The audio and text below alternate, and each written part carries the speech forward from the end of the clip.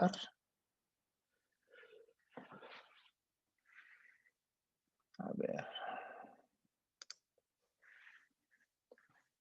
Listo.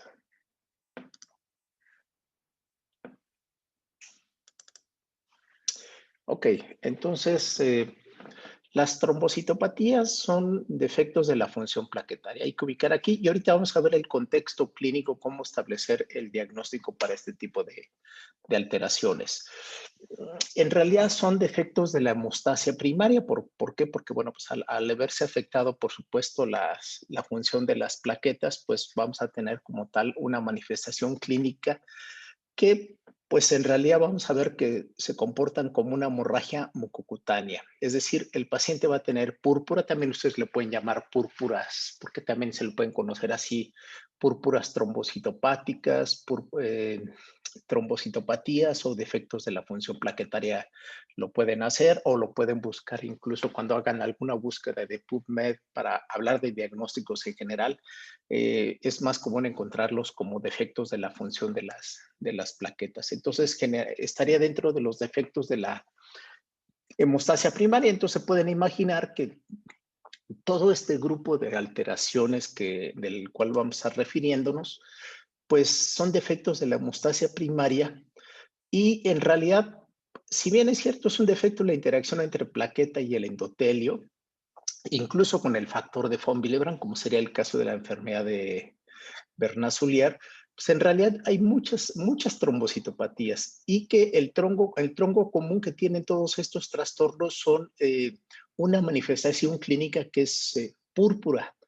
Entonces ahí viene el primer punto, creo que muy importante e interesante, es el abordaje clínico. Entonces, la clínica es fundamental para poder establecer el diagnóstico si se trata de una trombocitopatía y, en segundo lugar, qué tipo de trombocitopatía. ¿Es un trastorno hereditario o es un trastorno adquirido? Recordemos que hay muchos medicamentos que pueden producir trastornos de las plaquetas, simple y sencillamente, seguramente ustedes lo tienen muy en mente, el uso de aspirina y sus derivados, ¿no? O los AINES que le llamamos los antiinflamatorios no esteroideos, pero sin embargo hay otros factores que pueden estar influyendo. Entonces, siempre es importante estar en alerta en la parte clínica, pero también enfatizo la parte del laboratorio es muy importante porque a lo mejor yo puedo decir, el paciente tiene una púrpura, pero a lo mejor puedo sospecharlo. No tengo la certeza para decir si es trombocitopénica, si es trombocitopática y si es un defecto de la función de las plaquetas, ¿dónde está este defecto de la función de las plaquetas? Esto va a provocar una formación anormal y deficiente, pues, de todas las diferentes fases de las cuales hemos hablado de la hemostasia, y el paciente se va a caracterizar, aunque hemos debatido mucho si se hace o no el tiempo de sangrado por los defectos que puede llegar a tener por ser operador dependiente, y son procesos no necesariamente que están estandarizados de tener un tiempo de sangrado como tal prolongado. Así que es muy importante aquí el abordaje clínico y laboratorio. Entonces, vamos a ver una serie de trastornos de defectos de la función de las plaquetas para que estemos a tiempo. Eh, ¿Qué tan frecuentes son las trombocitopatías? Y en primer lugar me voy a dirigir fundamentalmente a las trombocitopatías hereditarias.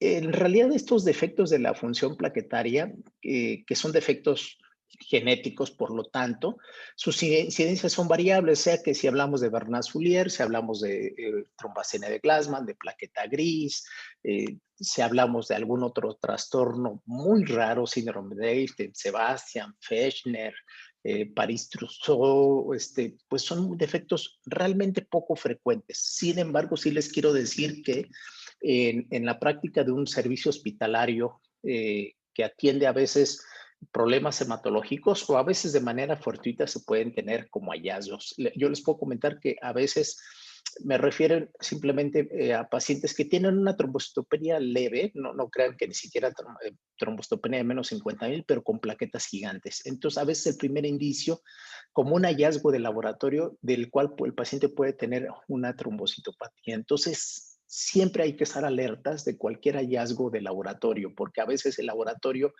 es la pauta para hacer todo un estudio diagnóstico en este aspecto. Entonces, la incidencia es variable en este aspecto. Eh, Realmente son defectos en general poco comunes. Hay, si bien es cierto que hay informes, por ejemplo, yo les puedo comentar de este estudio que publicó, y van a decir, bueno, ya hace muchos años, sí, por supuesto, pero fue de los primeros que trató de recabar una serie de datos. El doctor Conetti Rao, Rao Conetti, es un médico indio que radica y trabaja en Temple, en Filadelfia. Él pues logró, imagínense, siendo un centro de referencia muy importante con el doctor Coleman, allá 62 pacientes con trastornos plaquetarios y encontrando que la incidencia, una de las incidencias más comunes que él llegó a encontrar, pues son defectos en la producción de tromboxano A2. Uno diría, bueno, pues es mucho más raro, ¿no? Trombacina de Glasman, un caso, y es algo que puedo decir que pues es lo que, de los defectos, pues es algo que logramos ver más frecuentemente en los defectos de la función de las plaquetas en México, defectos en el contenido de los gránulos densos, perdón, 10 casos, y 7 casos asociados a defectos en la liberación del ácido araquidónico. Entonces, a lo que quiero llegar es, realmente son defectos poco frecuentes. Les quiero comentar, por ejemplo, eh, que en México realmente hemos informado muy pocos casos de trombocitopatías hereditarias. Si hay informes, habría que hacer, y sería algo muy interesante, a lo mejor recabar los datos que se han publicado en congresos, porque a veces son reportes de un caso que en un congreso, pues por la característica del caso, no lo pasan a una presentación oral. Entonces, recabar a lo mejor en los últimos 20 años cuántos casos se han publicado en México de trombocitopenia de Glasman, Bernard-Soulier, y seguramente tendremos alguna casuística que no creo que pase más allá de 50 casos. Ojalá me equivoque, porque eso hablaría de que en México estamos pudiendo diagnosticar mayormente casos. Y este comentario va muy dirigido al médico pediatra. ¿Por qué? Porque, bueno, pues muchos de los defectos se pueden diagnosticar en los primeros años de la vida. No omito mencionar que a mí me ha tocado ver pacientes adultos hacerles el diagnóstico, sobre todo aquellos defectos leves. Los defectos, por supuesto, que tienen un comportamiento hemorrágico relativamente intenso, bueno, la mayoría han sido diagnosticados en pediatría, pero bueno, eso no quiere decir que encontremos en adultos pacientes que nunca hayan sido diagnosticados, ¿eh? Y yo les puedo comentar varias anécdotas en ese terreno. En el Hospital Federico Gómez, que es el Hospital Infantil de México, que es un hospital muy importante desde el punto de vista de referencia nacional en nuestro país, pues el doctor Federico Gómez, cuyo hospital lleva su nombre, él reportó púrpura en 5 niños severamente desnutridos y le llamó púrpura caquética, no por trombocitopenia, aclaro, eran niños que tenían componente hemorrágico purpúrico, y él le asoció en el estudio que él hizo que era un defecto de la función de las plaquetas, y de hecho lo publicó el doctor Federico Gómez.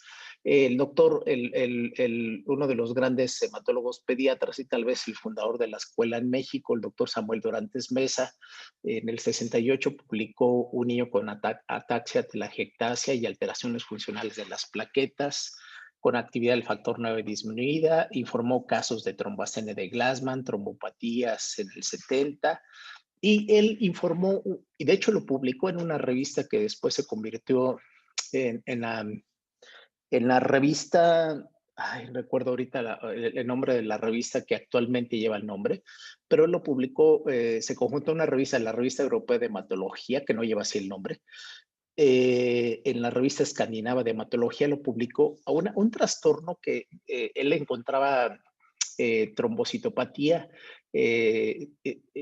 una trombocitopenia cíclica familiar, le llamó enfermedad de García por el apellido, por supuesto, y después se publicó otros casos de púrpura trombocitopénica trombocitopática, en el cual no propiamente ubicó cuál era el diagnóstico.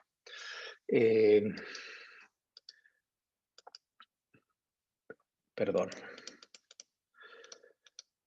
Ok, Entonces, ¿cómo vamos a clasificar? Lo que quiero llegar es que en realidad son defectos muy raros. El Comité Internacional de Trombosis de Mostaza de la Sociedad Internacional de ICTH ha establecido un comité de trombocitopatías, donde, bueno, pues los que han fundado esto han sido en Francia los hermanos Nurden, ¿no? Alan Nurden y Paquita Nurden. Y sin embargo, hay un grupo de personas que han tratado de establecer un comité internacional pues, más que por la frecuencia, por la dificultad para hacer el diagnóstico de estos trastornos. Ustedes pueden encontrar muchas clasificaciones. Esto, desde mi punto de vista, es algo que yo traté de ubicar copiando de diferentes textos y artículos, cómo los podría clasificar. Y esto es lo que yo hice. No digo que sea algo original, simplemente es una recopilación. Y esto yo lo he puesto en diversas publicaciones, incluso en los libros que yo he tenido. ¿Cómo clasificar los trastornos de la función de las plaquetas? Bueno, pues defectos en la adhesión. ¿Cuál sería? Y hago la aclaración. No es porque enfermedad de von Willebrand sea una trombocitopatía. Lo coloco aquí simplemente para considerar que es un defecto particularmente de adhesión de las plaquetas, pero bueno, esto lo podremos omitir. Pero ¿qué es un defecto en la adhesión? Bernard-Soulier y defectos en la glicoproteína 1A, 4 y la 6. Defectos en la agregación plaquetaria sería la trombastenia de Glassman y su variante la trombia esencial. Anormalidades en la agregación plaquetaria, es decir, ya no implica la adhesión, sino la agregación. Pues tendríamos defecto en el compartimiento de depósito de los gránulos, serían defectos primarios secundarios, síndrome Hermansky-Pudlak, Wiscott-Aldrich, Shedia-Higashi, síndrome de trombocitopenia con ausencia de radio, enfermedad delta alfa de los gránulos, síndrome de las plaquetas gris por defecto en los gránulos alfa, defectos en la secreción de las plaquetas, por defectos del tromboxano A2, como el caso del que describió el doctor Conetti Rao, anormalidades en la activación intraplaquetaria por diversos defectos en el contenido de los gránulos. También tenemos defectos en la actividad procoagulante, es decir, recordemos que no de las fases finales de las plaquetas, lo que hacen las plaquetas sobre su superficie de fosfolípidos son los que establecen que estas plaquetas lleven a cabo el proceso junto con la coagulación, un proceso que implique que se forme un buen tapón plaquetario y sobre superficie el coágulo. A este se le llama síndrome de Scott. Es raro, sin embargo, a mí me ha tocado ver 2 pacientes de síndrome de Scott. Y trombocitopatías asociadas a plaquetas gigantes. Aquí podríamos incluir, alguien dice, bueno, eso podría ser Bernard-Soulier, sí, pero particularmente Bernard-Soulier por el defecto de sus glicoproteínas, el 1B95, se cataloga más un defecto en la adhesión de las plaquetas. Aquí tenemos otros como el síndrome de Alport, Epstein, Sebastian, Fechner, Montreal, May-Heglin y otros trastornos. Síndrome de plaquetas hiperreactivas que producen trombosis, síndrome de Wien-Pensin, de plaquetas pegajosas y otros trastornos que pueden asociarse, Ehlers-Danlos, síndrome de Down, enfermedad de Marfan, pueden asociarse también a este tipo de trastornos de las plaquetas, ¿no? Entonces, simplemente aquí nuevamente, como pueden ver en la primera renglón, el síndrome de Bernard-Soulier tipo plaquetario también se asociaba a trombocitopenia. El síndrome de Bernard-Soulier, que pues, es un defecto de la adhesión de las plaquetas, asociado a trombocitopenia, asociado a defectos en las glicoproteínas 1B95 y también asociado a plaquetas gigantes y trombocitopenia. También defectos en los receptores de ADP, como serían los receptores que es el P2Y, también es asociado, defectos en los receptores de la colágena que les comentaba, de la glicoproteína 6, que llegan a producir defectos hemorrágicos purpúricos leves, pero persistentes, defectos en el receptor de tromboxano, entre otros, Bernard-Soulier, entre otros trastornos, defectos en la secreción, tenemos el síndrome Hermansky-Pudlak, que tiene esos trastornos en la secreción, que tienen cuentas de plaquetas normales, tienen problemas en la pigmentación, entonces son chicos que son albinos. Entonces aquí ya tenemos otra característica que cuando veamos la clínica nos va a ayudar mucho al diagnóstico. Si ustedes ven un albino, una de las posibilidades que van a tener es que sea un síndrome de Hermansky-Pudlak, pero que además tenga púrpura, ¿no? Entonces en automático dicen, bueno, puede ser Hermansky-Pudlak, por supuesto, O el otro trastorno, como ven aquí, que produce esto, es también el síndrome de Chiari-Higashi, ¿no? Que cuentan con cuenta de plaquetas normales y también tienen plaquetas gigantes. El síndrome de la plaqueta gris es otro trastorno que cursa con defectos en la agregación. Entonces, ustedes pueden ver diferentes mecanismos que se asocian y cuáles son los genes que se han visto involucrados, ¿no? Por ejemplo, también podemos ver estos trastornos de eritropoiesis con anemia y trombocitopenia, y está asociado a defectos en este regulador que es GATA1 y que puede producir también volumen plaquetario medio alto y trombocitopenia, algo que ayer cuando estaba la charla de la doctora Lozano comentaba, ¿no? Acerca del volumen plaquetario medio, es importantísimo no solamente valorar el volumen plaquetario hacia abajo o hacia arriba, porque podemos tener los dos, plaquetas gigantes o microplaquetas, y ya veíamos que esto nos puede dar diagnósticos importantes. Entonces, esto es para que lo vean, analizarlo. Yo les voy a pasar la presentación, independientemente de la grabación que vamos a tener de esta charla, para que vayan ubicando. A veces, pues no necesariamente que lo tengan en mente todos los trastornos, sin embargo, cuando ustedes vean a un paciente, decir, bueno, ¿a qué patología puede caber, dado que mi paciente tiene esto, más esto, más esto? Entonces uno va a decir, bueno, ¿cuáles de estos trastornos puede hacerlo, no? Claro, idealmente sería hacerles el estudio genético. Lamentablemente esto se nos dificulta. En algún momento se ofreció, se los digo como contacto que podemos tener, creo, todos, el doctor Jorge Di Paola, que trabaja de efectos de la función de las plaquetas, que está si no mal recuerdo, está en Denver, que trabaja, es un médico argentino, pero mega agradable, que trabaja allá. Él se ha ofrecido, dice, cuando tengan algún defecto de la función de las plaquetas, me escriben y si yo tengo la posibilidad de hacerle el estudio genético, por supuesto que se les puede hacer. Entonces, esto nos permitiría ir asociando diagnósticos. Entonces, ahorita a lo mejor les va a parecer complejo, revuelto, pero quiero decirles que, bueno, cada uno realmente ya se ha logrado ir identificando cuáles son los defectos genéticos que se van teniendo de cada uno de estos. Así que es muy importante, antes de empezar a ver cada uno de estos defectos, pues, ¿qué necesitamos valorar? El frotis de sangre periférica. Esto es muy importante para estos ejemplos que habla de los desórdenes de las plaquetas, cuáles son las pruebas que tenemos que considerar. Pues por supuesto que el volumen plaquetario medio, que por supuesto el ancho de distribución para ver cómo está la población de las plaquetas, los mecanismos de adhesión para ver si es un defecto asociado a colágeno, asociado a defectos en la unión de von Willebrand, fibrinógeno, y bueno, pues podemos llegar a citometría de flujo para identificar si es una trombastina de Glasman por defecto del glucoreceptor alfa-2 beta 3 o Bernaz-Sullier.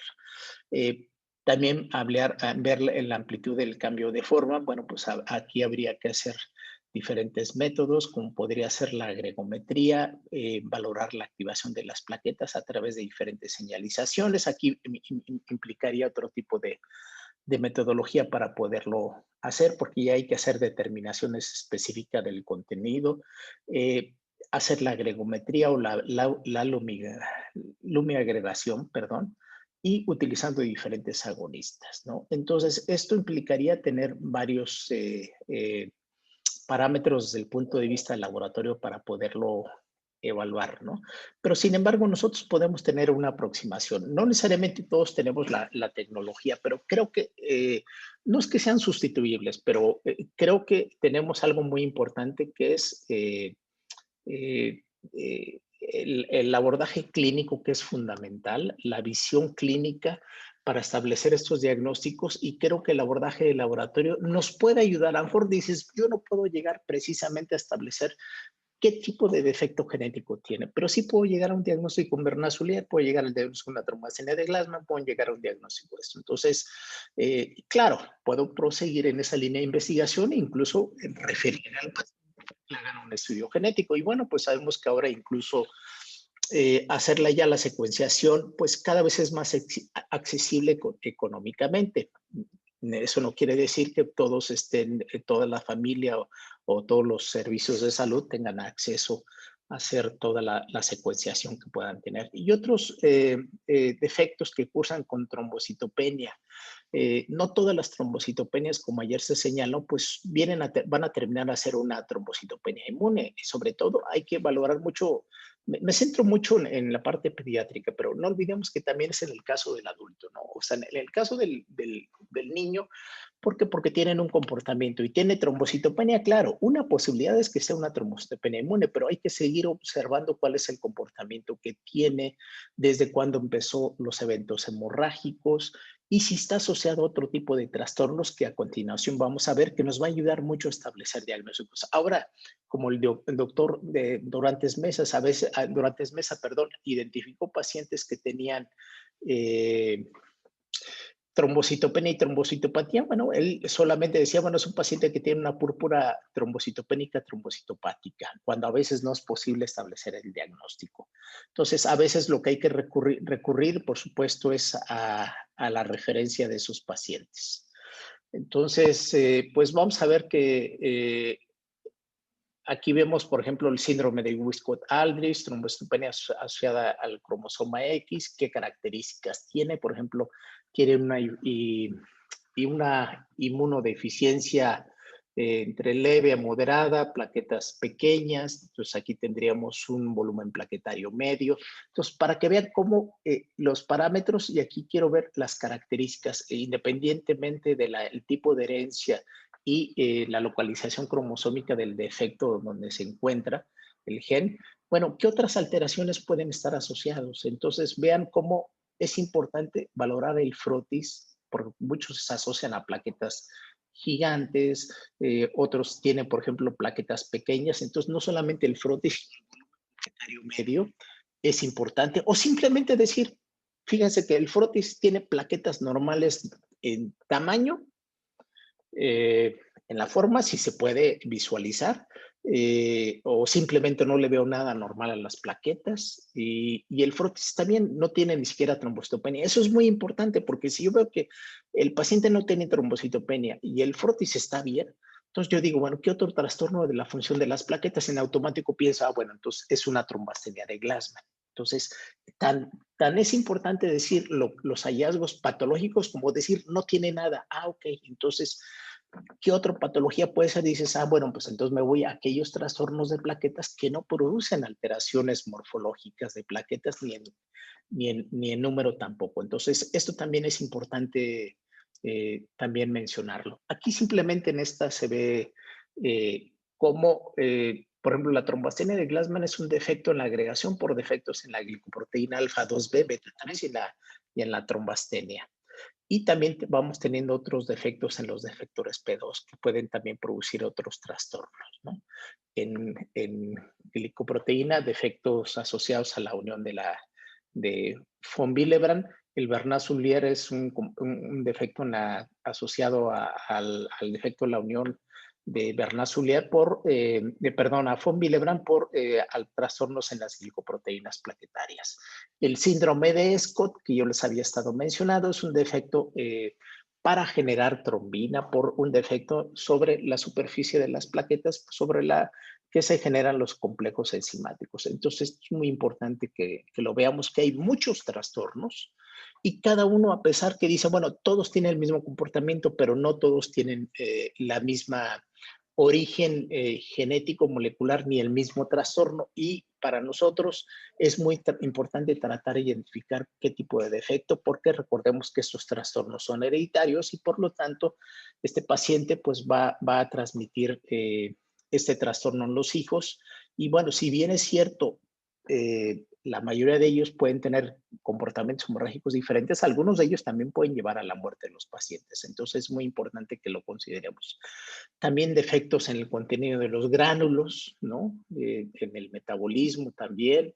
Si es un defecto en los gránulos alfa, pues sería un síndrome de la plaqueta gris, en los integrinas, en las enzimas, que hay que hacerles determinación en concentrados específico, en gránulos densos, si es albino, puede ser Hermansky-Pudlak, Shedia-Higashi, en el citoesqueleto asociado MYH9 y además se asocia a ceguera. Entonces, hay muchos datos que nos podrían orientar y cada vez se vuelve más complejo, por supuesto, pero eso no es el reto de nosotros. Este artículo, ellos formaban parte del Comité de Estandarización de Hemostasia y Trombosis. Son los hermanos Nurden, que son Alan Nurden y Paquita Nurden, porque, bueno, Francia particularmente ha tenido una tradición importante desde la detección de Bernard Soulier por el doctor Jean Bernard y el doctor Soulier en la identificación de trastornos de las plaquetas. Entonces han estandarizando pues estos defectos, ¿no? Toda esta información se las quiero dar y ahorita vamos a pasar a la clasificación de cada uno de ellos para tratar de ir ubicando los diagnósticos. Entonces, para que vean que, bueno, hay defectos ya bien establecidos en glicorreceptores y qué trastorno da Bernard, trombastenia, así sucesivamente cada uno de ellos, ¿no? Vamos a empezar con el primer trastorno, que entonces vamos a hablar con los trastornos primero como el prototipo de defectos de la adhesión. ¿Cuál sería? Pues sería el trastorno de adhesión plaquetaria. Bueno, pues el primero que tenemos sería el Bernard-Soulier, conocido como enfermedad o síndrome de Bernard-Soulier, pues que fue descrita por el doctor Jean Bernard y el doctor Soulier, en el cual es una característica, él lo refirió en un neonato con un cuadro hemorrágico grave, intenso, que así se comporta en general el Bernard-Soulier, y que pues en su momento se usaba esta prueba clínica que era la prueba del torniquete o la prueba de Rumpelit, que tenían un tiempo de sangrado prolongado con plaquetas gigantes y trombocitopenia, ¿no?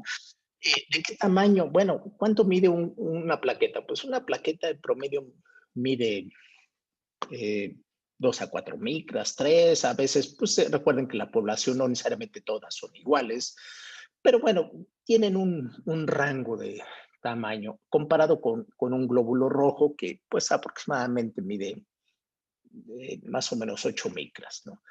Esto quiere decir que algunas plaquetas, si ustedes lo ven en el tamaño, pueden superar el tamaño de los glóbulos rojos. Siempre nuestra referencia para saber si es un paciente que tiene plaquetas gigantes van a ser nuestros glóbulos rojos, ¿no? Claro que puedo mandarla a hacer una microscopía y eso nos pueden dar las características particulares, pero en un frotis es muy importante que ustedes cuando lo estemos evaluando cuando hay dudas, pues echarle un ojo y decir, sí, sí tiene plaquetas gigantes, pues a veces es en un frotis puedo decir cuántos hay o a veces es un simplemente cualitativo por cruces, en un frotis veo 4 cruces, bueno, dices es marcado, entonces esto es cualitativo, lo más importante es ver el frotis y ver cuántos hay, bueno, si encuentro una sola, pues esto no necesariamente implicaría, pero cuando la mayor parte de las plaquetas son plaquetas gigantes, pues esto hablaría importante. Entonces, si yo tengo un paciente que tiene sangrado, trombocitopenia y trombocitopenia, plaquetas gigantes, mi primera posibilidad es Bernard-Soulier, ¿ok? Entonces, nuevamente enfatizo, trombocitopenia, plaquetas gigantes, Bernard-Soulier. Ahora, ¿tiene o no un defecto de la función? Bueno, pues tendría que hacerle pruebas de función. ¿Cuál particularmente? Bueno, un tiempo de sangrado. A veces la dificultad para hacer un tiempo de sangrado es que estos pacientes que tienen tiempo de sangrado prolongado eh, eh, pueden tener tiempo de sangrado prolongado. Sin embargo, la dificultad que a veces hay es la estandarización con respecto a eh, la gregometría. A veces pacientes que tienen menos de 30,000 no es fácil hacerlo. Yo he tenido pacientes con Bernard-Soulier que hay que referirlo una y otra vez. Tienen cuentas de plaquetas. Se les dificulta mucho al personal del laboratorio la gregometría, porque en todo caso habría que tomarle varios tubos para hacer un concentrado de plaquetas y al testigo hacer exactamente lo mismo, tratar de, el testigo y el paciente, tratar de homologar que tengan la misma cifra de plaquetas. Entonces, bueno, requiere un abordaje no sencillo, ¿no? Aquí les quería mostrar la fotografía del doctor Jean Bernard, uno de los que identificaron este trastorno de Bernard-Soulier. Y una característica importante es, sobre todo, digo, hay que visualizar todo el frotis, eh, leucos, glóbulos rojos para visualizar cómo están. Si tiene aquí cómo están las plaquetas, si es una, son varias, si hay apilamiento de glóbulos rojos. O sea, todo ayuda para tratar al clínico qué otras posibilidades diagnósticas pueden ser, ¿no? Entonces, este es un trastorno autonómico. A veces pueden ver rasgos, me ha tocado ver pacientes adultos que no tienen un componente hemorrágico intenso, que no fueron diagnosticados en la infancia porque son trastornos recesivos, para realmente ver que los homocigotos son los que realmente se diagnostican en la infancia. Entonces, ¿qué quiere decir? Que la población heterocigota carece de síntomas clínicos, pero pueden o no presentar alteraciones morfológicas. Yo sí me ha tocado ver pacientes adultos con plaquetas gigantes, con trombocitopenia 40, 50 mil, y que se confunden con una trombocitopenia inmune. Y cuando ya le manda a hacer una agregometría, tienen defectos en la agregación con ristocetina. Entonces, y cuando se les manda a hacer una citometría de flujo para identificar por los clústeres de diferenciación para identificar estas glicoproteínas, están disminuidos, no propiamente ausentes como puede ser la forma homocigota. Pero es importante entonces que también los podemos ver en los que vemos en población adulta. Por supuesto que el médico pediatra o el hematólogo pediatra pues tiene el reto porque pues el comportamiento hemorrágico en estos sí llega a ser intenso cuando son homocigotos. Entonces recuerden, trombocitopenia, que aproximadamente andan flotando sobre 30. Me ha tocado ver incluso pacientes con cuentas de plaquetas con Bernard Soulier más bajas de 30,000, incluso sobre 15,000 plaquetas, con plaquetas marcadamente gigantes. Entonces, esto implicaría una agregometría plaquetaria donde vamos a ver que hay un defecto con ristocetina, es un defecto de las glicoproteínas, eh, y existe un defecto en la unión de Bernard Soulier con algunos ligandos, como puede ser acelectina, trombospenina, sinógeno alto peso molecular. Y bueno, son productos de alteraciones de diferentes genes que por lo tanto hacer una glicoproteína, este complejo glicoproteico no es una integrina, sino una glicoproteína rica en leucina, que así se clasifican, y son defectos genéticos que se encuentran en genes, en los cromosomas 17 y 22, perdón, y que codifican para las otras que se codifican también en el cromosoma 3. Entonces, realmente lo que se ha visto que son mutaciones que se encuentran en la cadena alfa de la glicoproteína 1B, que se encuentra con pérdida truncado o pérdida del dominio transmembranal. Entonces aquí veríamos ejemplificado el complejo glicoproteico, donde particularmente pues está asociado a esto. Y recuerden que algo que yo les insisté mucho cuando vimos fisiología de las plaquetas, que estas glicoproteínas tienen sus determinantes antigénicos sobre estas glicoproteínas, lo que establece los antígenos plaquetarios humanos, que esto tiene trascendencias desde el punto de vista transfusional. O sea, un paciente con Bernard Soulier se puede beneficiar mejor dándole desmopresina, darle un hemostático, antifibrinolítico, pero potencialmente a estos pacientes hay que darles transfusión de plaquetas. A veces la posibilidad que puede surgir con ellos, porque los estoy aloinmunizando, al transfundirle plaquetas que pueden ser, por ejemplo, HPA3 positivos, es que a lo mejor después, al cabo de una serie de transfusiones, puedo potencialmente producir refractariedad a la transfusión de plaquetas. No es tan frecuente en la trombastenia, en Bernard Soulier, perdón, es mucho más frecuente en la trombastenia de Glassman. Sin embargo, es importante que lo tomamos en cuenta. Uno diría, bueno, hay que transfundir, bueno, indudablemente habrá circunstancias donde un paciente, sobre todo un paciente pediátrico, pues amerite transfusión precisamente dada los defectos que llega a tener hemorrágicos. Entonces, pues va a ameritar sea por cirugía o por un componente hemorrágico. Idealmente es que este paciente sea transfundido por aféresis, ¿no? Para evitar la inmunización por donadores que se de manera unitaria. Entonces, nuevamente recordando, Bernard Soulier es un complejo un defecto en el complejo glicoproteico 195, ¿no? Y lo que les decía, que son glicoproteínas ricas en leucina, ¿no? Y esto pues particularmente va a dañar la unión con factor de von Willebrand, entre otras situaciones, y es lo que permite la dificultad para unirse, y al no poder unirse al von Willebrand, pues efecto no hay una adecuada adhesión plaquetaria, el paciente pues va a tener este componente hemorrágico. Bueno, pues ¿cómo diagnosticarlo? Clínicamente, yo lo que les puedo decir es que todos tienen púrpura, ¿no? O sea, digo, no es que este tiene más, este tiene menos, va a depender mucho del defecto, también de la trombocitopenia. Entonces, ¿qué pueden tener?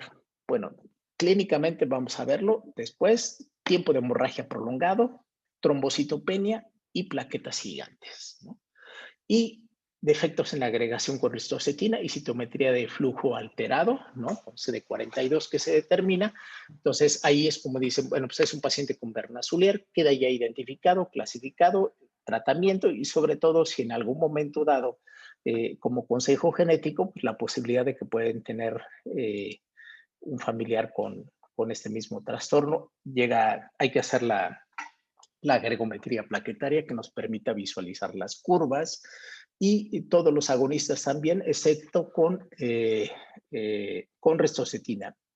Recordemos que siempre que pidamos una gregometría, es importante que en el laboratorio, y ya sé que nosotros lo hagamos en nuestro laboratorio, pedir las curvas, ¿no? O ir al laboratorio donde nos permitan visualizar las curvas que ya se hacen de forma en la computadora y comparar las diferentes curvas con los diferentes agonistas, que eso ya permite el software, y compararlo siempre con el testigo. Y si yo ya puedo ir guardando el antecedente de otros casos, pues eso me va a facilitar el diagnóstico. Recordemos que es por transmisión de la luz, aunque ya están también los lumiagregómetros, y en el momento que se empieza a agregar, pues hay transmisión de la luz y esto permite la visualización. Entonces, ¿qué es lo que se hace con la gregometría? A través del emisor, pues no hay curva porque las plaquetas están libres. En el momento que le pongo yo un agonista, por ejemplo, en el caso de ADP, ristocetina, ácido araquidónico, trombina, epinefrina, se agregan las plaquetas y en el momento que se agregan hay una transmisión y esto es lo que se empieza a graficar, ¿no? Y eso me permite pues ver qué tanta agregación hay y hay que dejar tiempo. Aquí es muy importante es intensidad y tiempo, porque hay a veces por la circunstancia de cómo se centrifugan las plaquetas, cómo se preparan, cómo se almacenan, las plaquetas están un poco lentas en in vitro, ¿no? Recordemos que es un procedimiento para evaluar fisiológicamente de lo que sucede en vivo. Esto lo estamos haciendo in vitro. Entonces, a veces hay que darle tiempo, decir, no, no, no agrego, no, hay que dejar cuánto tiempo tarda. A veces puede pasar unos minutos en que las plaquetas respondan y hagan su curva, porque puede decir, es que el testigo agregó más rápido. Bueno, no necesariamente puede llegar a suceder, siempre hay que meter un testigo. Entonces, la primera curva es producto del agonista que yo le pongo. La segunda curva que hace aquí hace un pequeño valle y después viene la segunda onda de agregación que es por el producto de la liberación de los gránulos. Entonces, esto es importante ir visualizando donde hay una curva monofásica, por ejemplo, ¿no? No esperemos que en todos los agonistas hagan doble curva, es decir, es que no hay una primera curva. Bueno, aquí hay una sola curva, pero yo sé que aquí va inmersa una primera y segunda onda, a lo mejor no la permite visualizar por el tipo de agonista. Por ejemplo, aquí incluso lo marca. No esperemos ver dos ondas con colágena, trombina, ácido araquidónico y ristocetina, ¿no? Entonces, eso es muy importante, pero con ADP sí lo puedo visualizar o con epinefrina puedo visualizar las dos curvas. Esto es muy importante para decir, oye, es que no hay dos curvas, hay un defecto. No, simplemente depende del tipo de agonista. Y a veces lo que se puede hacer, el que tiene ya experiencia con agregómetro, es jugar con las dosis. Ya hay dosis estandarizadas del agonista. Entonces, a veces dices, bueno, esto incluso se hace con plaquetas hiperreactivas. Yo hago una disminución en el agonista y dices, y nada más le doy un pequeño toque y las plaquetas ¡fum! Se disparan, ¿no? Eso es para hacer diagnóstico, por ejemplo, de plaquetas hiperreactoras. Entonces, yo puedo incluso hacer mis concentraciones cuando yo ya tengo la experiencia para ver cómo se comportan los pacientes para tratar de identificarlo, ¿no? Entonces, el doctor Born en 1962 fue el que desarrolló la metodología para lo que conocemos. Bueno, a mí me tocó todavía hace algunos ayeres cuando trabajaba yo en médico nacional en el Banco Central de Sangre, que teníamos un centro de hemostasia. Había un agregómetro de los primeros que diseñó el doctor Born que todavía tenían una pajilla como el electrocardiógrafo y era todavía el papel que se iba corriendo para que se iba graficando, ¿no?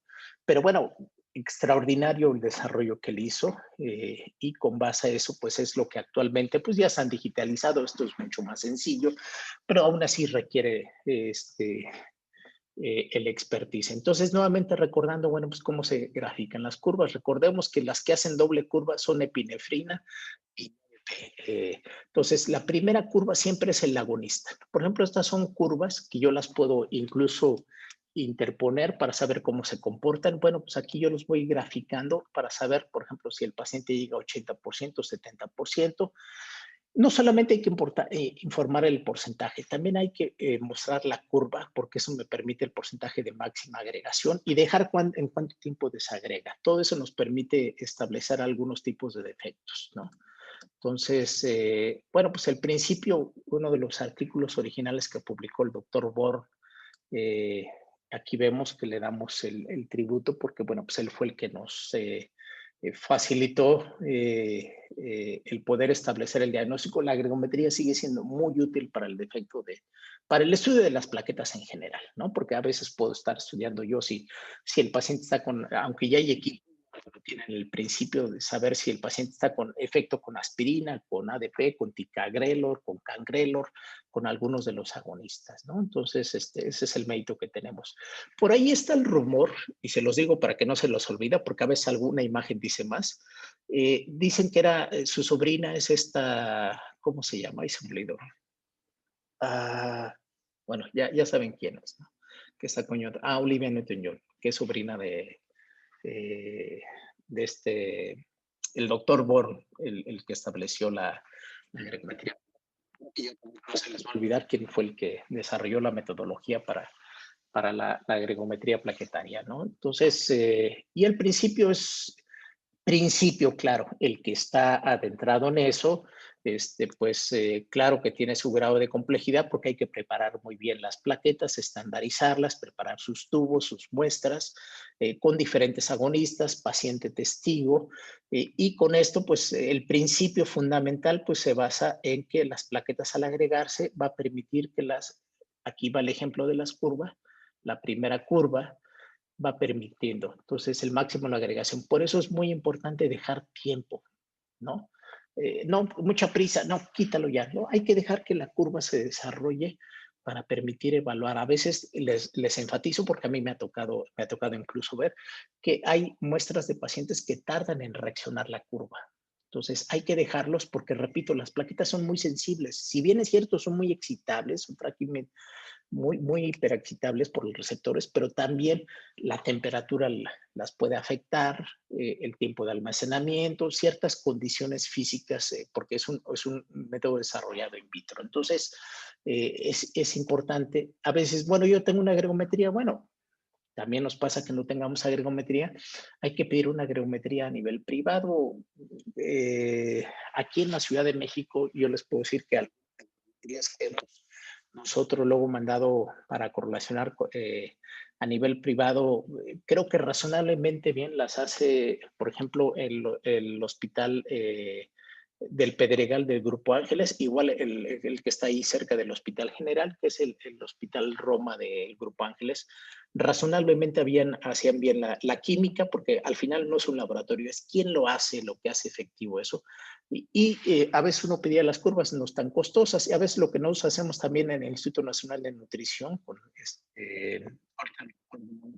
mega accesibles, igual con el doctor Ángel Gabriel, los que nos hacían algunas agregometrías y nos permitían el diagnóstico de estos. Entonces, es muy importante que sea un laboratorio que sepa hacerlo, ¿no? Entonces, nuevamente, pongo estos porque es muy importante para evaluar las trombocitopatías y diferentes curas. Por ejemplo, con ADP agrega con ristocetina, no, si no agrega con ristocetina ya en automático yo digo que es un paciente que puede ser un Bernasulier, ¿no? Por la agregometría. Entonces, pues es un paciente que si lo vemos aquí prácticamente no está agregando. Entonces, esto es muy importante poder llegar a hacer el diagnóstico y con el resto de las curvas es completamente normal. Entonces, esto haría el diagnóstico.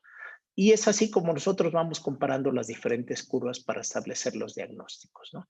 El siguiente gran trastorno es la trombastenia de Glassman. La trombastenia de Glassman aquí vemos al doctor Glassman, descrito en 1918, si no mal recuerdo, el doctor suizo, Leon Glassman,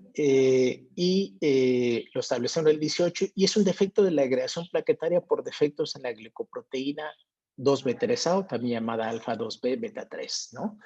Aquí vemos una revisión histórica de este estudio, que siempre es importante, porque dice, bueno, es el año, pero hay cosas que, pues, cuando es historia, pues, hacen referencia a los relatos históricos que escribió el doctor Glassman sobre estos trastornos. Perdón, yo dije Eliane, es Edward Glassman, cuando es el nombre del doctor, el mérito que le damos. Fue de los primeros trastornos que se describieron en este sentido, ¿no? Y bueno, es un defecto en la glicoproteína 2B3A y también del fibrinógeno plaquetario que se encuentra en los gránulos alfa, que hay una reducción. Por lo tanto, es un defecto en la agregación con el ADP, en la unión del fibrinógeno, pero además es un defecto en la trombastenina, en la actina intracelular. Entonces, además, las plaquetas son flojas, por llamarle de alguna manera. O sea, tienen ya de per se el defecto, pero a lo mejor habrá algunas, porque hay dos tipos, hay una forma leve y hay una forma intensa. A lo mejor la forma leve sí se pega, pero las plaquetas son flojas, son guangas, están asténicas, ¿no? O sea, hay una astenia de las plaquetas. Cuando yo tengo flojera de hacer algo, es cuando le decimos el término clínico en la semiología, tiene astenia de dinamia, ¿no? O sea, no quiere hacer nada. Bueno, las plaquetas están asténicas. Entonces, como no se agregan, las plaquetas son flojas y este produce además otro defecto adicional, además de las glicoproteínas, defectos en la retracción del coágulo. Y esto ustedes lo van a ver todavía en los artículos, se lo siguen referenciando. Es un defecto en esta famosa prueba que es la retracción del coágulo, que tiene muchos años hacerle, porque las plaquetas tienen un último efecto, que es la cohesión. O sea, las plaquetas lo que hacen al estar funcionando, hacen esto, así, un abrazo intenso. Pero como estas plaquetas no lo hacen, entonces la retracción, lo que realmente el efecto de la retracción del coágulo en esta prueba son las plaquetas. Entonces, si las plaquetas no funcionan, efectivamente, pues está dañada la retracción del coágulo, ¿no? Entonces, recordemos, no hay trombocitopenia, no hay plaquetas gigantes, es un defecto en la agregación eh, eh, con la glicoproteína alfa 2B beta 3, ¿sí? Agrega con ristocetina, pero no agrega con otros agonistas, y ahorita lo vamos a ver, ¿no? Y además la retracción del coágulo es anormal. Este es un defecto en la glicoproteína alfa 2B, anteriormente llamada, esto es una integrina 2B3A, y fíjense, sobre este determinante antigénico está el HPA1. Y si existe un defecto en el HPA1, y la mayoría somos HPA1, quiere decir que este paciente es muy fácilmente inmunizable.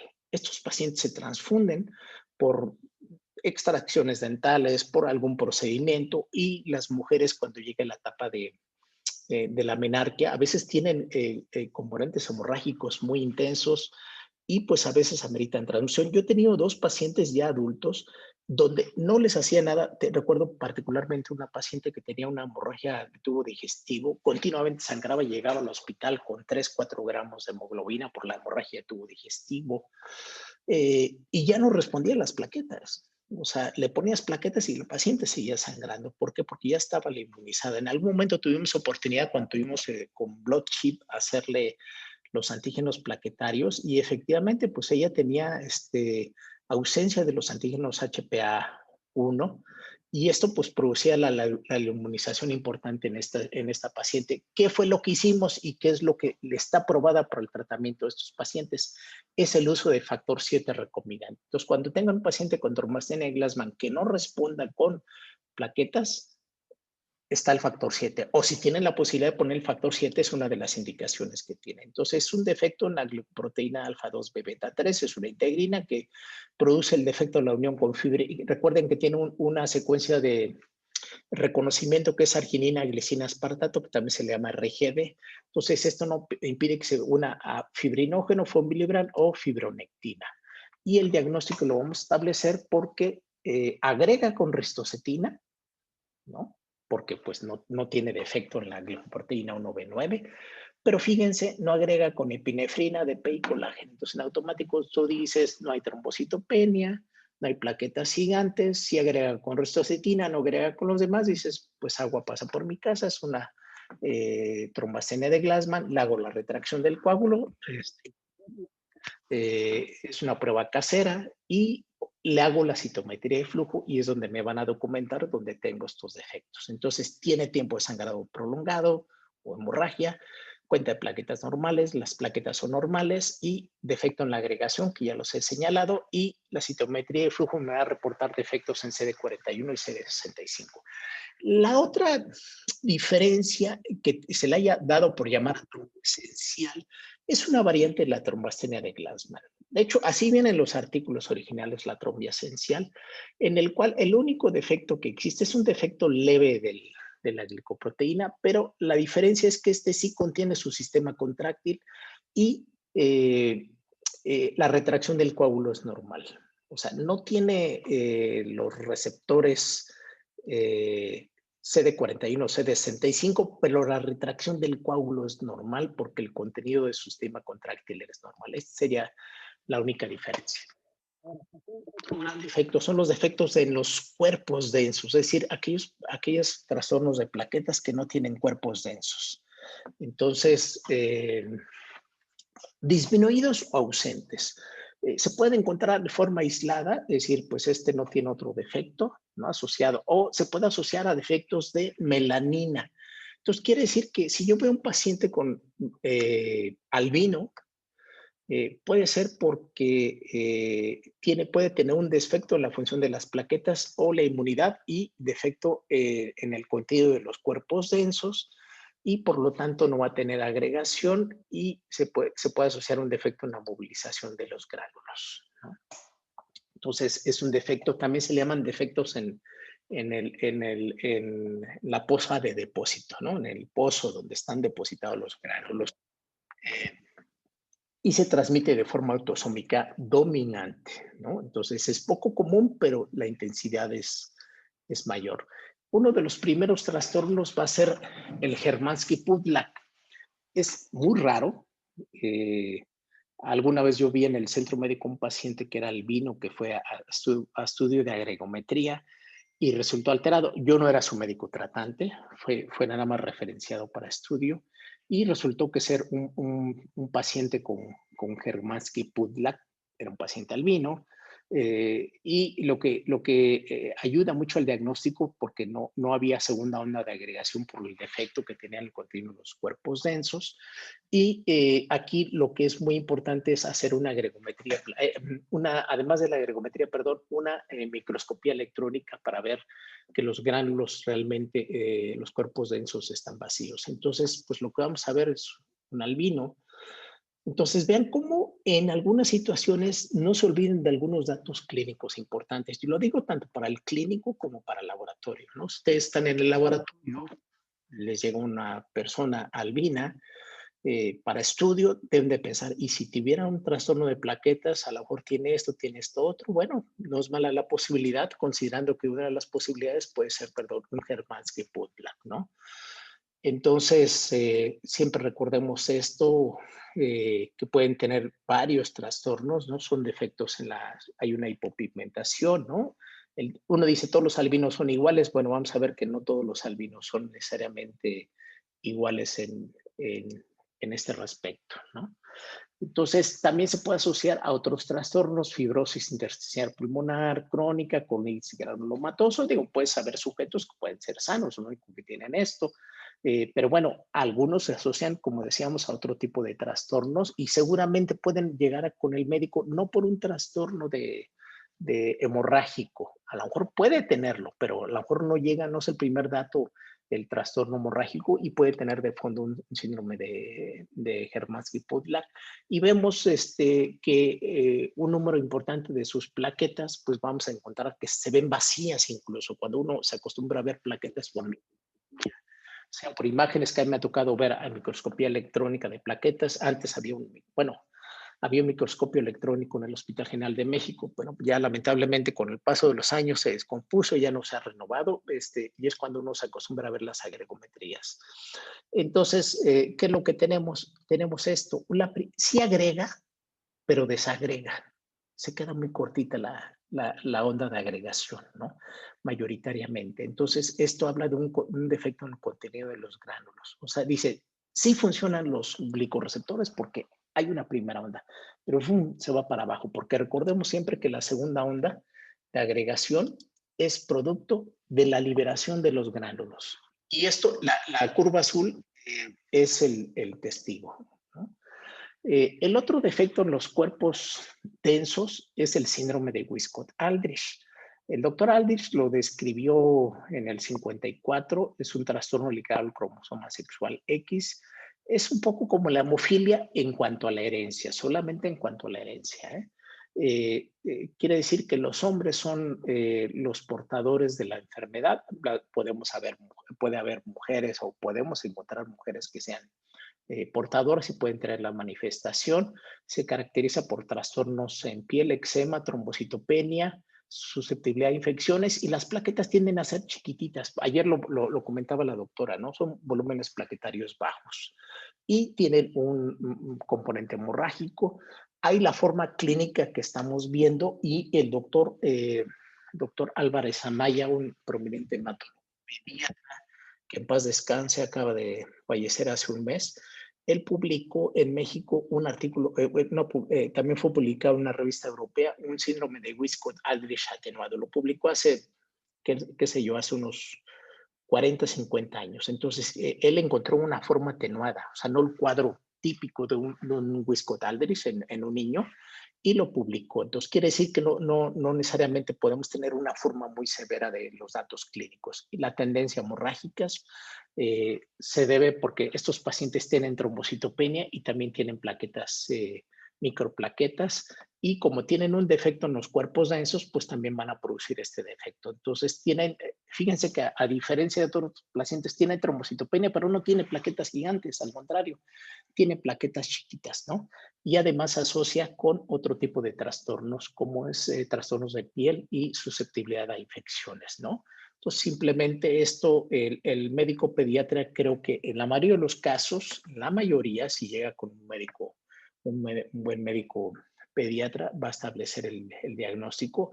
Y bueno, también la susceptibilidad que tienen estos pacientes a tener otro tipo de tumoraciones por el tipo de defectos genéticos que tienen. Entonces, es muy importante entonces ver que estos pacientes en general pueden tener una agregometría plaquetaria, si bien descrita normal, pero también hay algunas plaquetas que pueden ser más lentas en cuanto a su agregación, que puede explicar no solamente la hemorragia, la trombocitopenia, que no llega a ser tan intensa, sino también por los defectos en los gránulos. Entonces, y habitualmente estos pacientes, más que con componente hemorrágico, se diagnostican más por el componente infeccioso, que producen procesos infecciosos recurrentes, pero recordemos que hay una forma atenuada. Entonces, no todos son plaquetas gigantes, también hay plaquetas pequeñas. Tenemos otro síndrome que es el síndrome de Chiari-Higashi, ¿no? También es un trastorno poco común, es recesivo y el cual también tiene defectos en la formación de los gránulos. Y fíjense que este es el diagnóstico diferencial que nosotros haríamos con Hermansky-Pudlak. Lo que pasa es que este es un albinismo mucocutáneo incompleto, tiene susceptibilidad a infecciones y tendencia hemorrágica. Dicen que el albino es más o menos como el pelo tiende a ser plateado, ¿no? Yo no tengo mucha experiencia viendo pacientes con Chiari-Higashi y que pues alguien que tiene experiencia logra visualizar la diferencia entre. Por eso le decía que no todos los albinos son iguales. Los que estamos acostumbrados a ver alguno que otro paciente, pues uno diría todos son iguales, pero vayan a ver que hay diferencias en cuanto a ellos, y esto permite saber si hay un paciente con un Chedia Higashi comparado con un paciente con un Hermansky-Pudlak. Entonces un defecto con el contenido en los gránulos, perdón, de los gránulos densos. Es un paciente con un Chedia Higashi, ¿no? Y el otro defecto entonces ya tenemos dos trastornos que se asocian a albinismo, ¿no? Hermansky-Pudlak, Chedia Higashi y componente hemorrágico, ¿ok? Entonces es importante establecer estos diagnósticos diferenciales.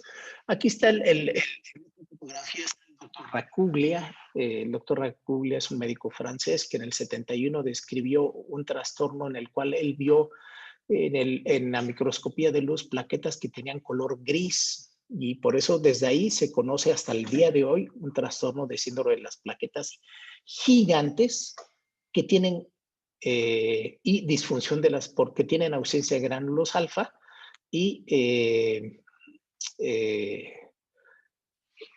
y plaquetas grandes. Entonces, este es un diagnóstico diferencial con Bernat-Soulier, pero recuerden que Bernat-Soulier se asocia con defecto de glicoproteína 1B95 y gránulos alfa o síndrome de la plaqueta gris se asocia por ausencia de gránulos alfa y están correctas los glicoreceptores.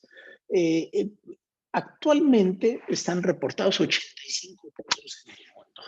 Además, pues no hay segunda onda de agregación porque no hay gránulos alfa y tienen un defecto en el factor 4 plaquetario, ¿no? A mí me tocó la fortuna de publicar este estudio en un paciente en el 94, ¿hace cuántos años? No sé, hace muchos años. Un paciente del Hospital General de México, una paciente, perdón, el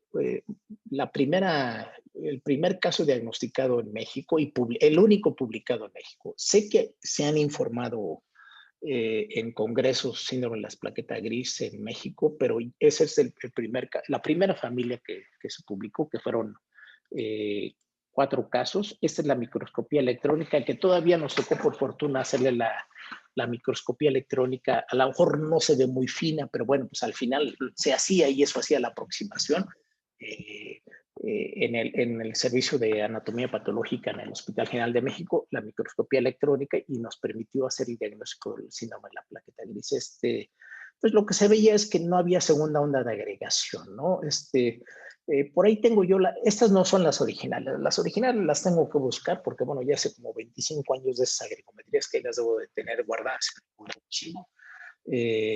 Pero bueno, no hay segunda onda de agregación, o sea, agrega y luego desagregaban los pacientes. Este fue el caso, este caso que les comento fue de una familia que me llegó una paciente con diagnóstico de trombocitopenia inmune primaria. Por eso les digo, no todas las trombocitopenias inmune primarias terminan siendo trombocitopenias inmunes, pero que tenían plaquetas gigantes. Y después me dice, oye, tengo 2 sobrinos tratados con trombocitopenia inmune en la raza, mis papás sangraban, mi mamá sangraba, tengo 2 hermanos así, así, así. Y entonces eso fue cuando se estableció el diagnóstico. Yo pensaba al principio que era un Bernat-Soulier, pero resultó ser una plaqueta gris.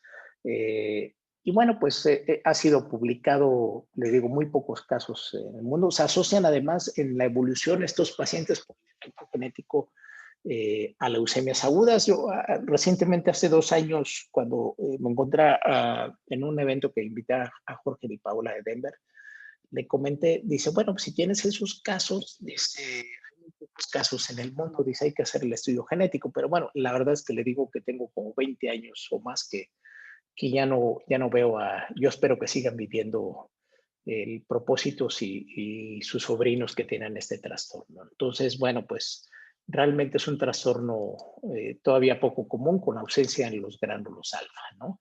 Entonces, y se ha identificado ya cuál es la secuencia que se encuentra, por ejemplo, la alteración en este gen que se ha documentado y que puede después en la evolución producir trastornos asociados por el gen que tiene a leucemias agudas. Entonces, sigue existiendo. Bueno, por eso les decía mucho que, bueno, a lo mejor yo alguien que admiro mucho son ellos, los hermanos Norden, que han identificado muchos de los trastornos y se asocia mucho a este gen de Enville. Entonces, siempre estamos alerta. Dice, ¿por qué le tocó? Pues porque a lo mejor tuve la fortuna de tener los maestros que me enseñaron a tener la visión clínica para tratar de identificar algunos casos que no había una correlación entre la clínica y el laboratorio. También hay que ver que hay algunos pacientes que tienen síndrome de aspirina-like. También hay defectos en la movilización del calcio que se asocian con defectos en la agregación. El síndrome de Escott es trastorno descrito en el 79 por Weiss. Se asocia por un defecto en la actividad procoagulante. Es decir, que los pacientes sangran sobre todo después de cirugías. A mí me tocó una doctora, un médico neumólogo del Centro Médico Nacional, que le habían hecho cirugías, todo perfecto. La operaban un sangrado imparable que llegaba a terapia intensiva. 2 cirugías previas la llevaba en terapia intensiva. Le hacían todas las pruebas de coagulación hasta determinación de factor 13, normal. O sea, todo perfectamente normal. Entonces, en esta paciente, cuando la refirieron al centro médico para estudio, pues le hicimos todos los estudios y lo único que determinamos es que se hace una prueba casera que se llama consumo de protrombina para tratar de identificar el factor 3 plaquetario. Se hace un concentrado de plaquetas y paciente testigo, y ese concentrado de plaquetas nos sirve como el pool de plaquetas para hacer las pruebas de coagulación. Esta prueba de consumo de protrombina, les voy a conseguir la técnica porque es una vieja antigua, se la hicimos a esta paciente y estaba totalmente dañada comparado con un testigo. Entonces, nosotros identificamos con un síndrome de Scott. ¿Cuál fue la solución de esta paciente? Transfundirle plaquetas antes de cada cirugía, porque tenía un problema de columna que meritaba múltiples cirugías.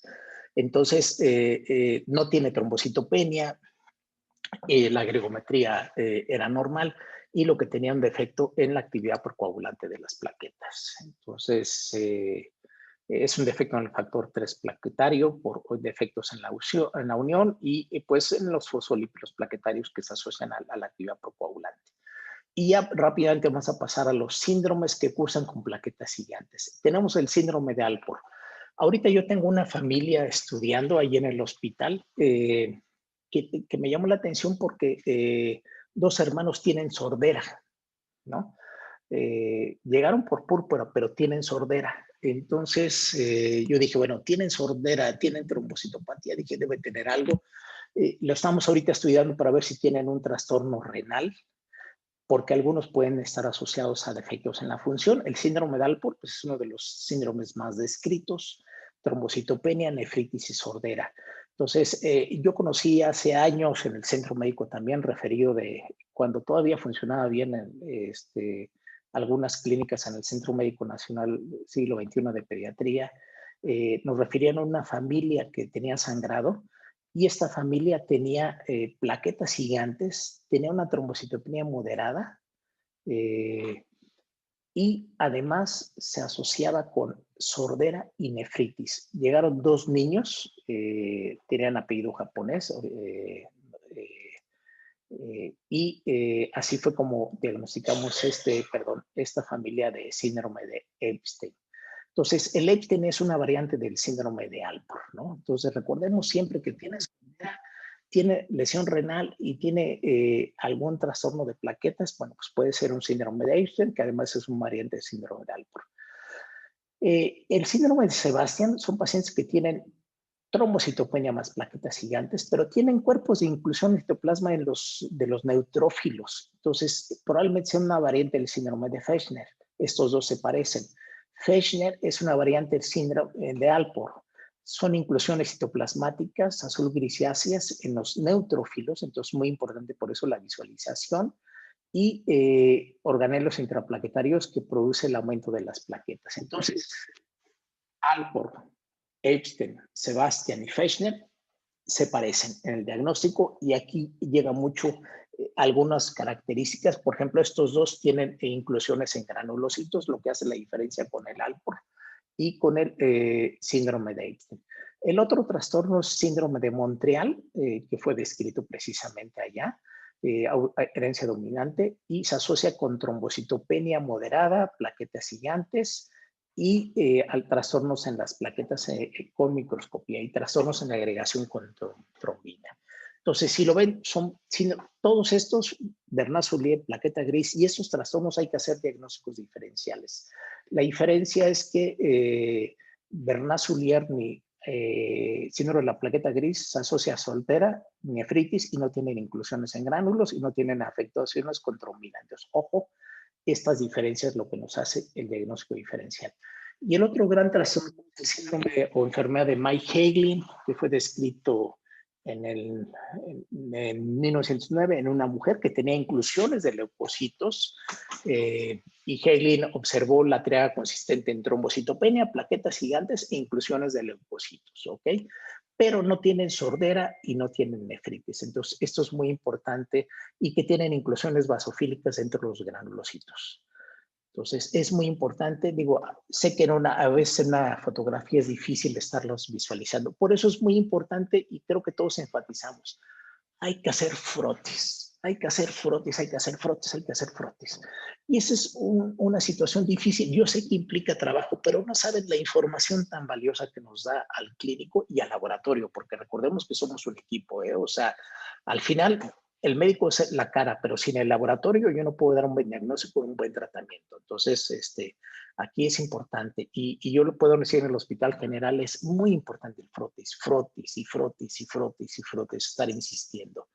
Y a veces el químico, es que hay mucho trabajo, sí, pero es muy importante hacer el frotis, sobre todo cuando yo ya, digo, no se trata de que a todos los de laboratorio central que tienen 400, pues a todos hacerles frotis, yo estoy de acuerdo, pero sí es importante que algunos que muestren alguna patología hacerlo. Entonces es muy importante estas inclusiones.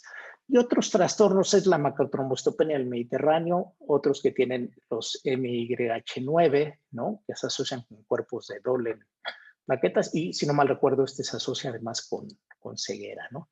El síndrome de Trousseau, perdón, el síndrome de París-Trousseau, síndrome de Jacobsen, se asocia también con presencia de alteraciones que dan trastornos cardíacos faciales y leucemias. Tienen estos dismorfias faciales que puede establecer los diagnósticos, los síndromes de plaquetas gigantes, perdón, hiperpegajosas, síndrome de Sticky, ¿no? Plaquetas hiperpegajosas porque hay una hiperagregabilidad o síndrome de Wayne-Pacing. Entonces, ¿qué produce que los pacientes, esta normalidad, pues va a producir, el defecto previo va a producir particularmente casos de trombosis. El otro es el síndrome de Scott, ¿no? El síndrome de Scott ya los habíamos referido, es un defecto en la agregación por defectos, en la actividad procoagulante y la enfermedad de García que describió el doctor Dorantes, la telangiectasia hemorrágica hereditaria que también se asoció. Es una enfermera del Hospital General de México que con síndrome de Ehlers-Danlos, que tenía además púrpura porque tenía trastornos frecuentes. Son los que tienen hiperelasticidad, ¿no? Entonces también pueden tener otros trastornos. La uremia, pacientes que tienen trastornos renales que nos solicitan interconsulta, tienen trastornos, tienen trombocitopenia y además tienen trombocitopatía. Entonces, ojo, también tenemos los trastornos hereditarios, las hepatopatías que ayer mencionó el doctor Ramos también, es importante considerarlos. Otros trastornos que pueden asociarse además a la trombocitopatía, los síndromes mieloproliferativos, todo lo que produce proteínas anormales como macroglobulinemia, como puede ser el caso de los mielomas y variantes de ellos pueden producir medicamentos, pues antiagregantes, penicilina, muchos medicamentos pueden producir efectos de la función. Entonces es muy importante cuando estemos interrogando al paciente ver que no esté tomando medicamentos, ¿no? Porque todos van a tener manifestación, todo el tronco común son manifestaciones clínicas muy similares, ¿no?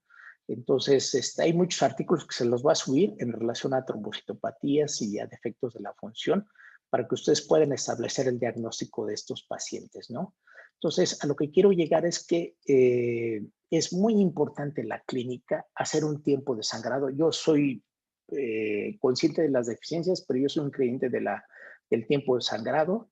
Si tuviera el PFA 100 o el PFA 200, yo se lo haría, pero el frotis es importantísimo. No recordemos, es un mensaje que yo les quiero enfatizar al médico, porque ayer lo comentó el doctor Víctor, él llega y le dice a su químico, los frotis que sean difíciles o que yo tenga que ratificar, déjamelos. No es por dudar, sino al contrario, es la correlación entre el médico. Pero pues aquí, plaquetas bien chiquititas, entonces, ¿qué podría hacer? ¿No? Hay que buscar todas las opciones que pueden hacerlo, ¿no? Entonces, es muy importante para ver todos estos trastornos, llegar a la gregometría para ver cuáles son los trastornos que pueden tener. Con base a esto, establecer si se agregó o no agregado, qué trastornos pueden hacerse, hacer el consumo de protrombina, retracción del coágulo, determinación de factor 13 y adhesión plaquetaria. ¿Cómo se tratan estos pacientes? Estos pacientes se pueden tratar con concentrados de plaquetas, por supuesto que esto va a ayudar mucho. Desmopresina, que se puede usar por vía intranasal, subcutánea o endovenosa, ayuda mucho porque libera von Willebrand y se considera un hemostático global y esto ayuda mucho.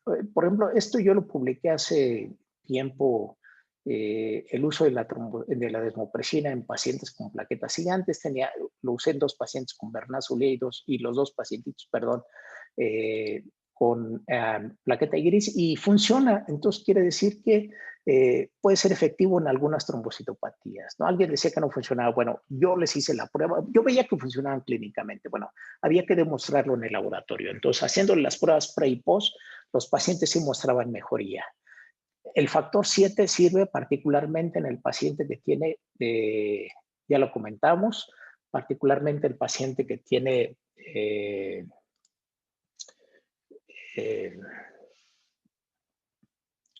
trombastenia de Glassman, ¿ok?